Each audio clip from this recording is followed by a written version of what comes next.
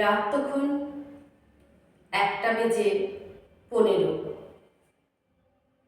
তিনি দোতলা থেকে এলগিন রোড দেখলেন, নিঝুম, নিস্তব্ধ।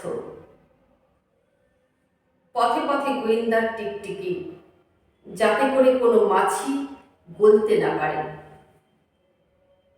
সেদিন লন্ডনের হেডকোয়ার্টার্সও জানত Subhash Chandra Bose, the greatest enemy of the British empire. লালবাজারের কমিশনার স্যার ফেয়ারওয়েদার নির্দেশিকা জারি করেছেন, এলগিন রোড অবরুদ্ধ করো, বাঙালিকে বিশ্বাস করি না। পাঠান ছদ্মবেশ নিয়ে আয়নার সামনে দাঁড়ালেন সুভাষ। নিজের বিছানার দিকে তাকালেন। কি হবে নরম শয্যা যদি কান্না শুনতে না পায়? গাড়িতে এসে বসলেন।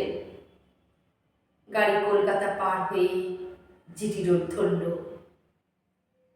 ব্যান্ডেল, চুচুড়া, শক্তিগড়, আসানসোল।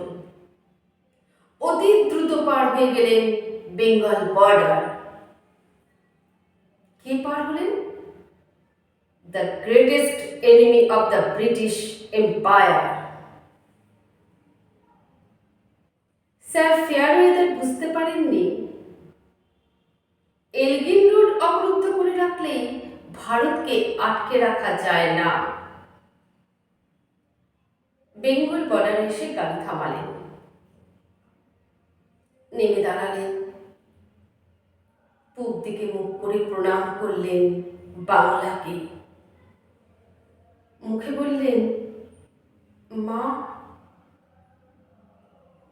গোমো জাংশন, এইখানে দিল্লি কালকা মেল থামবে, ফ্রন্টিয়ার এক্সপ্রেস। ততক্ষণে সারা কলকাতা জুড়ে শুরু হয়ে গেছে তল্লাশি। সুভাষ দাঁড়িয়ে আছেন সমাহিত, জনমানবহীন গোমো জাংশনে। ট্রেন এসে দাঁড়ালো। সুভাষ একবার পেছন ফিরে তিনজনের দিকে তাকালেন, শিশির, অশোক এবং মীরা। তারা তার ভাইপো নয়, যেন তিনজন শিকল পরা মানব মানবী। তাকালেন অপমানিত ভারতবর্ষের দিকে। তিনি যাবেন কাবুল, কান্দাহার হয়ে জার্মানি। তার লক্ষ্য নিজস্ব সেনাবাহিনী, তার লক্ষ্য স্বাধীন ভারত।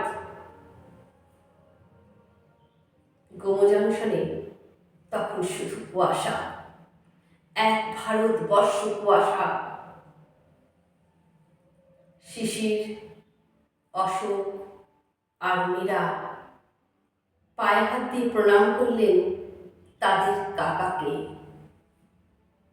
কাকাকে না সেই লোকটাকে, the greatest enemy of the British empire?